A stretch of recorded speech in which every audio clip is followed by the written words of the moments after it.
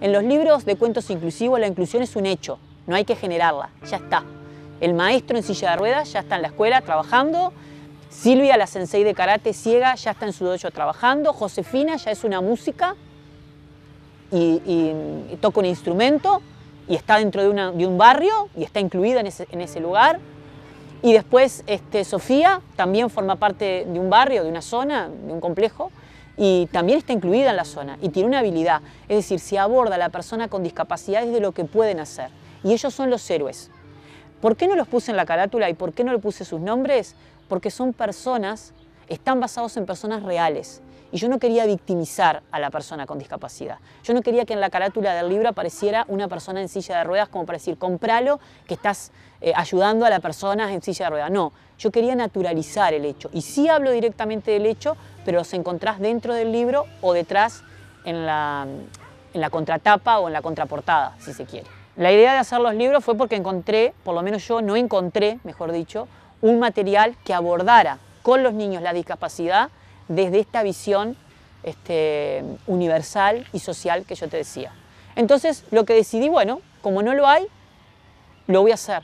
Y para mí un libro, un cuento es un punto de encuentro, es como una reunión. ¿Viste como un cumpleaños que vos invitás a un compañero de trabajo, a un compañero de la facultad, a un amigo de la infancia, a un primo y los reunís todos juntos y ahí se conocen? Para mí esto es un libro. Entonces yo en el libro coloqué a un alumno o a un niño con las características de varios alumnos que he tenido, coloqué a una persona con discapacidad que yo conozco o en la que me inspiré, más cercana o más lejana, y los reuní en ese espacio-tiempo del libro. Y así fue como los pensé. Por eso, por ejemplo, Anucci está inspirado en Sofía.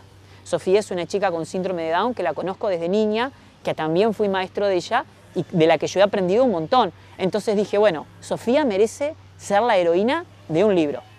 ¿Y a quién le podría ayudar Sofía? Le podría ayudar a una niña con las características de Anucci. Anucci es una niña que es inmigrante, recién está llegando al Uruguay, no conoce el frío y se está adaptando. También es una realidad muy común hoy en el Uruguay, que también necesitamos trabajar sobre la inclusión. A Anucci le cuesta adaptarse a la cultura nuestra uruguaya, que es bastante más fría, por decirlo de alguna manera, o más seria, más sobria, que las culturas caribeñas, centroamericanas, y nota ese cambio y se está adaptando. En ese proceso encuentra unos perritos y ¿quién va a salir a ayudarla para encontrar hogar para esos perritos y para cuidar de esos perritos?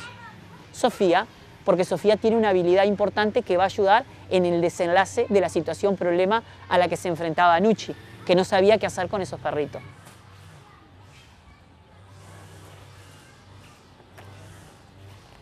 Mi nombre es Ana Inés, pero todos me dicen Anucci, salvo mi maestra que insiste en llamarme Ana Pereira. Me mudé hace poco a este país y para mí todo es muy nuevo. Lo que más me gusta de aquí es la escuela, donde ya tengo varios compañeros. Me costó un poco acostumbrarme al invierno, porque donde yo nací nunca hace frío. Así que mi padre tuvo que comprarme una campera abrigada, algo que yo no sabía ni lo que era. Entonces, lo que quise hacer es eso, pensar en una historia o un problema común a la vida de cualquier niño. No querer ir a la escuela, encontrar perritos y no saber qué hacer, cantar y querer a alguien que te acompañe cantando con un instrumento, o no poder con la inquietud y cuando te va un poco mal en la escuela. Pero la persona que iba a aparecer para ayudarlo iba a ser una persona con discapacidad, siempre visualizando a la persona por lo que puede hacer. Hablo de la discapacidad que tiene la persona, la nombro, pero no es en lo que se enfoca el libro. El libro se enfoca en lo que la persona puede hacer. Y al final está dedicado a esa persona que me inspiró. Y Anucci está dedicado a Sofía Prudenza. Sofía Prudenza, fui maestro de ella y bueno, y ella es la protagonista del libro de Anucci y el personaje encarna las cualidades que tiene Sofía. Sofía teje muy bien y además se maneja muy bien en lo social y además es buena bailarina.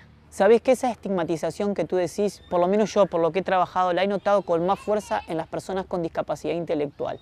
Hay muchos mitos respecto de las personas con discapacidad intelectual y miedos totalmente infundados respecto de cómo ellos pueden reaccionar. No, y si se descontrola, y si hace esto, no dejes niños cerca de ellos.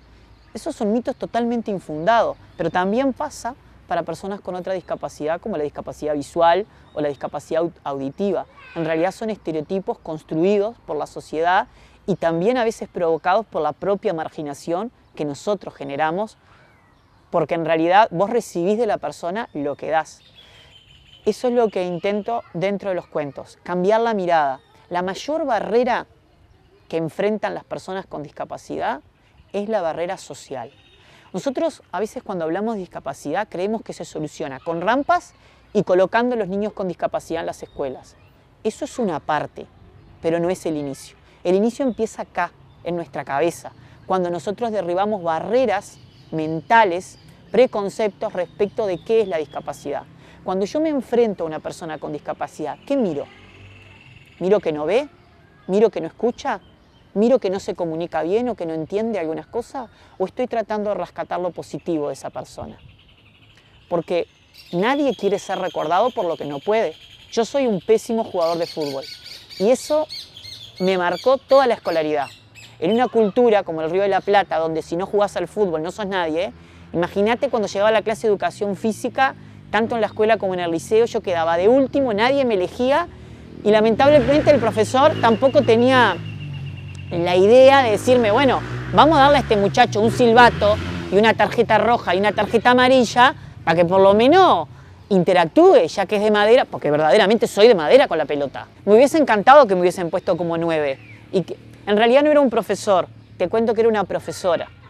Y lamentablemente la tuve toda la escolaridad. ¿Tá? Algún día le voy a dedicar un libro a ella y va a ser uno de los personajes más macabros que va a haber. Pero bueno, por un tema de respeto no me gusta decir su nombre, porque capaz que hasta jubilada está o pasó para el otro lado, no sé, porque era una persona grande, pero la verdad me marcó mucho eso. Y yo quería que me recordaran por lo que sí podía hacer. A mí me encantaba correr, me encantaba treparme a los árboles, a las cuerdas. Lo que pasa es que cuando veía la esfera, no sé, tenía una negación con la esfera, pero todo lo demás me encantaba. Y me hubiese gustado que me hubiesen dado ese espacio. Honestamente me hubiese gustado. Entonces ahora, cuando me enfrento a una persona con discapacidad, no veo lo que no puedo hacer. En todo momento trato de ver qué es lo que puede hacer, qué es lo que le gusta, de qué manera puede interactuar. Y ahí potenciar. ¿Sabéis que yo sigo a un chico en las redes sociales que se llama Charlie Neme? Y él tiene como un eslogan que dice, denme una oportunidad de mostrar todo lo que puedo hacer y vivir con plenitud. Nadie quiere ser recordado por lo que no puede hacer. Los seres humanos tenemos esa necesidad de trascendencia. Así sea la persona que cocina ricos alfajores y quiere que la recuerden porque hacía esos alfajores ricos, esa torta de cumpleaños, o yo qué sé, o porque era el chistoso de la fiesta y animaba a todo el mundo con sus cuentos. Las personas con discapacidad también quieren ser recordadas de esa manera. No quieren ser recordadas como, el ciego, el sordo, No, quieren ser recordadas por lo que pueden hacer. Quieren trascender como cualquier otro ser humano y hay que dar esa oportunidad. Por eso, mi propósito es, número 1, naturalizar la discapacidad. Número 2, desvictimizarla. No son pobres personas. No necesitan ni merecen nuestra lástima. Son personas con la dignidad de cualquier otra persona. Tienen limitaciones, como la tengo yo con el fútbol, como la puede tener otro, yo qué sé, con otra cosa, pero no quita todo lo que pueden aportar. No existe nadie tan limitado que no tenga algo para dar. Y esa es mi premisa. Y traté de transmitirlo en los libros. Por eso en los libros, en los cuentos, nunca vas a ver como problema la discapacidad. No lo es. No quiero que sea. Y yo hice los libros por eso. Porque cuando quise transmitir eso a un grupo de primer año, donde tenía un chico con síndrome de Down, y me fui yo a la librería a buscar libros inclusivos, encontré que el personaje dentro del cuento que tenía una discapacidad era el que había que ayudar, era el que había que incluir, era el que había que tener ciertos cuidados para que formara parte del grupo. No digo que esté mal, trataban de enfocar el problema desde la inclusión sensibilizando al resto. Yo no quería eso. Yo quería que la persona con discapacidad fuera el héroe del cuento y que otra persona que no tuviera discapacidad tuviera el problema. En este caso son los niños de los cuentos, los que llevan el nombre. O sea, Óscar es el que tiene el problema. Que en el caso de Óscar es el que quiere jugar al fútbol, pero no lo dejan en la escuela y por lo tanto no tiene ganas de ir a la escuela. Pero ese año tiene un maestro en silla de ruedas que cambia todo, cambia su visión de la escuela. Entonces, quería mostrar que las personas con discapacidad pueden entrar a nuestra vida, no para que nosotros les demos ayuda simplemente, sino para ayudarnos a nosotros. para contribuir, para colaborar, para hacernos mejores personas. Porque eso fue lo que hicieron conmigo. O sea, cuando yo empecé a trabajar con ellos me ayudaron a mí a aceptar mis propias limitaciones, mis miedos y enfocarme en lo que sí podía hacer. Me encantaría que todas las personas, independientemente de que se sintieran tocados o no por la realidad de la discapacidad, se involucraran en el tema. Generalmente este tema es un tema que le interesa al que le toca en su familia. Cuando te golpea la puerta, la discapacidad, cualquiera sea su matiz, ahí te involucras con el tema. Y está bueno que te involucres, pero la discapacidad no es solamente un tema del que le toca en la familia, no es un tema del otro, es un tema de todos, porque si yo te estoy diciendo que yo construyo la discapacidad, y a veces con la mejor intención, yo me paro en una esquina y veo a una persona ciega que está intentando cruzar la calle, la agarro del brazo y la quiero llevar a cruzar, no es una buena conducta esa, porque estoy aumentando la discapacidad. Yo lo que le tengo que decir es, ¿necesita ayuda? ¿Quiere sostenerse de mi brazo? Si él me dice no, gracias, sigo. Si él me dice cómo no, pero no dejo que él pierda su independencia, su autonomía. Entonces, hay mucha gente que está intentando hacer buenas cosas y está bien, pero lo importante es no mirar con lástima ni con victimización a la persona con discapacidad.